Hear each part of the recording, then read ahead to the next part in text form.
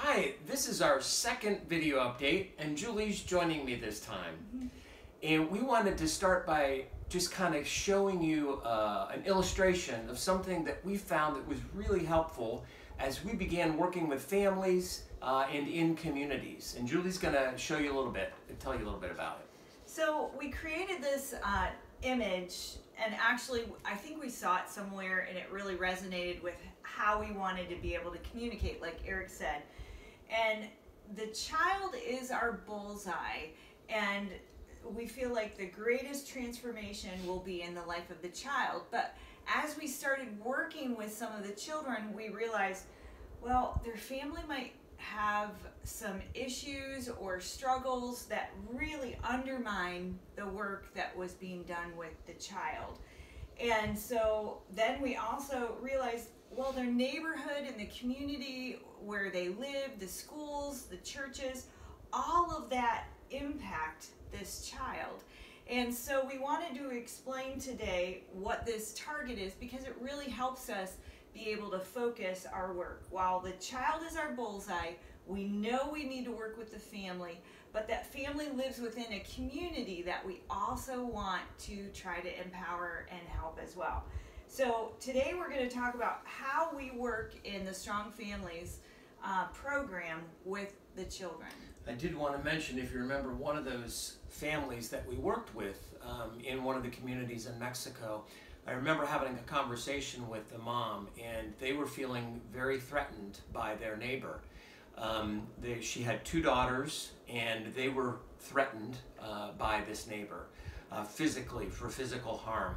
And so this was an example for us of how we can work with the children and with the family, but if there are neighbors or others in the community that threaten that family, it's going to really diminish or mitigate the work that we're doing with the families. And so Back to Back has 5 areas of focus. What are those 5 areas, Eric? They're spiritual, physical, educational, emotional, and social. And one story we wanted to share with you was really an educational, emotional, and social kind of way to wrap around a boy. His mom came to one of our caseworkers and said, I just had a meeting with my son's teacher, and she said he can't learn, and that he was stupid, and he was supposed to go on to high school, but the teacher was going to hold him back. And she was just beside herself with what to do, and reached out to the caseworker for help.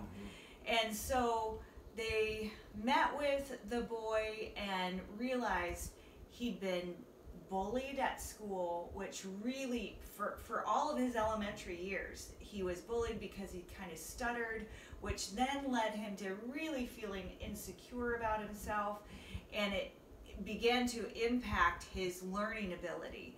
And so by the time that the teacher met with the mother, this had been going on for years.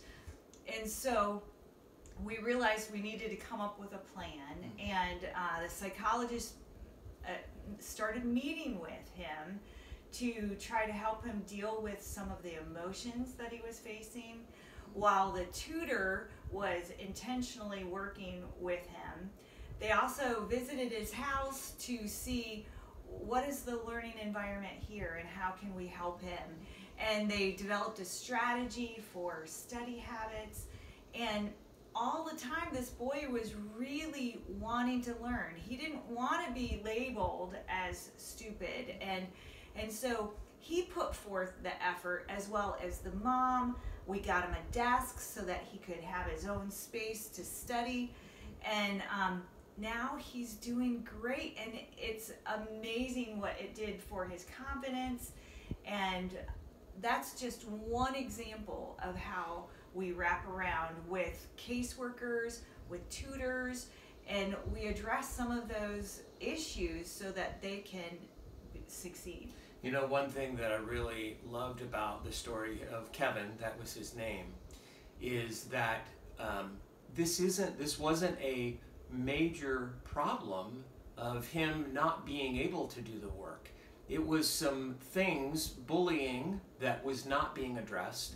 It was the lack of a place to study in his home, and just some simple things that had the psychologist and the caseworker not investigated and known the mom, and had the mom not trusted our staff in that situation, we don't know what would have happened to Kevin. My guess is he would have dropped out and started to work to help support the family.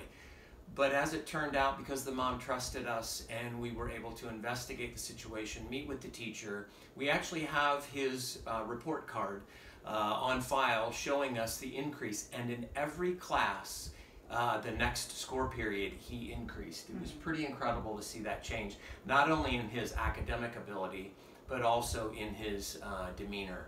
And so this is just one story of many that we could share with you about the children's lives and how they've been impacted. You've got a story of Iram, we have a story of Monica, we have a story of a variety of children that we aren't going to take the time today to share with you, but just know that this is a great example of how God uses the people in the community itself, our staff in the community, to help these kids stay in school and continue on with their studies. And eventually our prayer is that they'll break the cycle of poverty. So we just wanted to thank you for your continued support and prayers, and we will be leaving for India to visit the Strong Families program there, and maybe be able to do an update from India. Yeah, and in addition, so you could be praying for us as we leave for India in about a week and a half. We're going to be there for about 2.5 weeks. And we trained the Strong Families there in February of this year, and now we're going back to train more staff and to do some follow-up work. We return from India, and about 5 days later we leave for 3 weeks in Haiti, where we're going to do the training for the first time. And we will try to get some live video from those 2 locations so that we can send them back to you. So please be praying for wisdom, for strength, for Julie's health, and that we can continue to see growth and transformation in the lives of the children, the families, and the communities where we serve. Thanks so much.